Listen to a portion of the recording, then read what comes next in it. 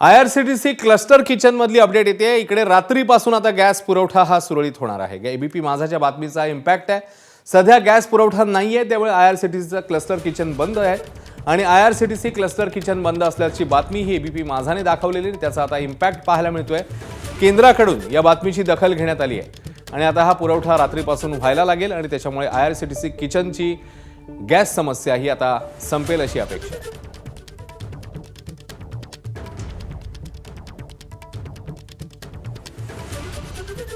याबद्दल ताजी माहिती जाणून घेऊया अक्षय भाटकर यांच्याकडनं। अक्षय, आपण ही बातमी दिली होती, तू पाठपुरावा केला होतास या बातमीचा, आता इम्पॅक्ट पाहायला मिळतोय। रात्रीपासून सगळं सुरळीत होईल असं म्हणायचं का?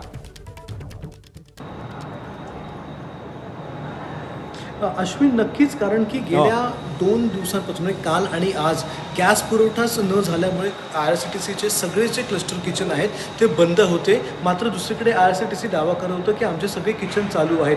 काल ज्यावेळी आपण त्या किचनमध्ये जाऊन चुली बंद आहेत, जेवण बनत नाही आहे हे दाखवलं, त्याच्यानंतर रेल्वे बोर्डपर्यंत ही गोष्ट गेली आणि आपल्या बातमीची दखल घेतल्याच्या नंतर IRCTCची सत्य परिस्थिती समोर आली आणि अखेर मग रेल्वे मंत्रालयाने जे तेल पुरवठा मंत्री आहेत त्या सगळ्यांशी बोलणं केलं, केंद्र सरकारशी बोलणं केलं आणि आता IRCTC मधले जे किचन आहेत त्यांना अत्यावश्यक सेवेचा दर्जा हा देण्यात आलेला आहे, त्यांना मान्यता देण्यात आलेली आहे आणि अत्यावश्यक सेवेचीही मान्यता देण्यात आल्यामुळे त्या सगळ्या किचनला किंवा IRCTCला जे जेवण बनवायचं आहे त्यासाठी आता ताबडतोब 19 किलोचे जे कमर्शियल सिलेंडर आहेत ते ताबडतोब मिळण्यासाठी किंवा देण्याचे आदेश जे आहेत ते सगळ्याच गॅस कंपन्यांना देण्यात आलेले आहेत। यामध्ये HPCL आहे, इंडियन ऑइल कंपनी आहे, त्याचबरोबर BPCL आहे, या तिन्ही कंपन्यांना हे आदेश देण्यात आलेले आहेत आणि संपूर्ण देशभरामध्ये आता IRCTCचे जितके किचन आहेत त्या सगळ्याच किचनमध्ये आता आज रात्रीपासून गॅस सिलेंडरचा पुरवठा सुरू होणार आहे। त्याच्यामुळे उद्यापासून ज्या रेल्वे